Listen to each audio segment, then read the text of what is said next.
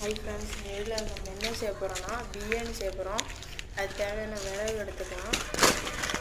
அடுப்பு வந்து எந்த அடுப்புன்னு பார்த்தீங்கன்னா நம்ம வந்து இந்த அடுப்பு தான் எடுத்துருக்கோம். இது வந்து இரும்பு அடுப்பு.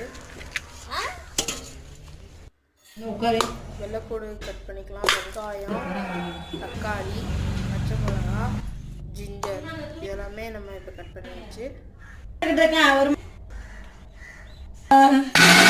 ஜிஞ்சரையும் வெள்ளைப்பூடையும் பேஸ்ட் பண்ணிக்கலாம்.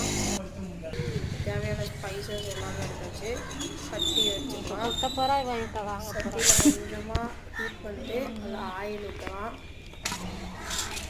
அதுக்கப்புறம் தேவையான ஸ்பைசஸ்லாம் போடலாம்.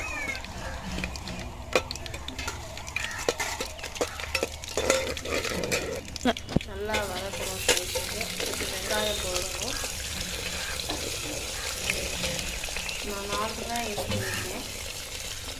நல்லா நிறைய வெங்காயம் போட்டுட்டு நல்லா கோல்டன் கப்பில் நம்ம நல்லா வைக்கணும். ஒரு அரை கப்பு கோல்டன் நல்லா பிரியாணி டேஸ்ட்டாக இருக்கும்.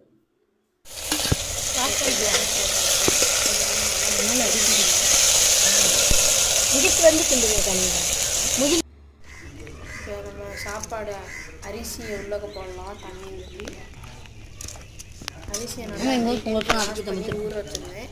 இப்போ தான் அதுக்குள்ளே போடுறோம்.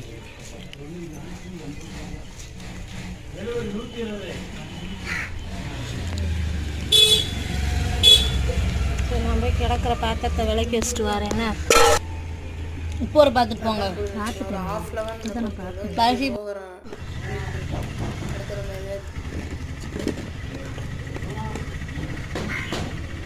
நல்லா தம் போட்டுக்குவோம். கப்பில் தண்ணி வந்து முதல்ல கங்கு அமர்த்திக்கணும். கங்கு அமர்த்திடணும். வந்துருச்சு.